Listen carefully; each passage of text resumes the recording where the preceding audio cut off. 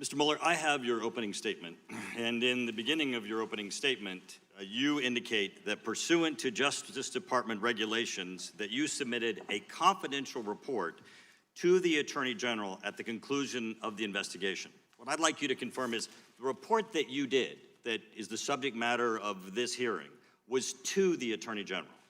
Yes. Now, you also state in this opening statement that you threw overboard the word collusion because it's not a legal term. You would not conclude because collusion was not a legal term. Well, it depends on how you want to use the word. In the general parlance, people can think of it that way, but if you're talking about in the criminal statute arena, you can't, because it really it's much more aptly and accurately described as conspiracy. Right, so in your words are it's not a legal term, so you didn't put it in your conclusion, correct? That's what your opening statement says. Mr. Mueller, I want to talk about your powers and authorities. Now, the Attorney General in the appointment order gave you powers and authorities that reside in the Attorney General. Now, the Attorney General has no ability to give you powers and authority greater than the powers and authority of the Attorney General, correct? No, I don't believe, I think that is correct. Mr. Mueller, I want to focus on one word in your report. It's the second to the last word in the report. It's exonerate. The report states, accordingly, while this report does not conclude that the president committed a crime, it does not exonerate him. Now, in the judiciary hearing, in your prior testimony, you've already agreed with Mr. Radcliffe that exonerate is not a legal term, that there is not a legal test for this. So I have a question for you, Mr. Mueller.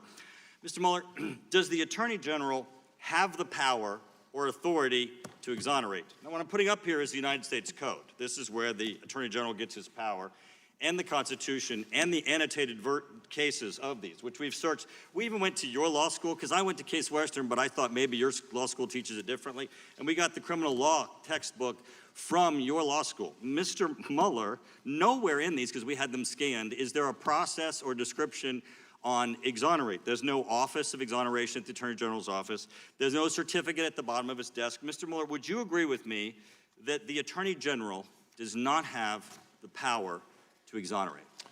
I'm going to pass on that. Why?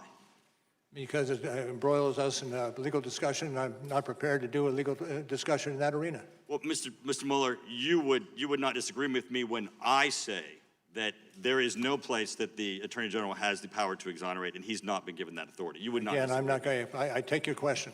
Great. Well, the one thing that I guess is that the Attorney General probably knows that he can't exonerate either. And that's the part that kind of confuses me. Because if the Attorney General doesn't have the power to exonerate, then you don't have the power to exonerate, and I believe he knows he doesn't have the power to exonerate. And so this is the part that I don't understand. If your report is to the Attorney General, and the Attorney General doesn't have the power to exonerate, and he does not, and he knows that you do not have that power, you don't have to tell him that you're not exonerating the president. He knows this already. So then that kind of changed the context for the report. No, we included in the report for exactly that reason. He may not know it, and he should know it. So you believe that the Attorney, Bill Barr, believes that somewhere in the hallways of the Department of Justice there's an office of exoneration? No, that's not what I said. Well, I believe he knows, and I don't believe you put that in there for Mr. Barr. I think you put that in there for exactly what I'm going to discuss next, and that is, so the Washington Post yesterday, when speaking of your report, the article said Trump could not be exonerated of trying to obstruct the investigation itself.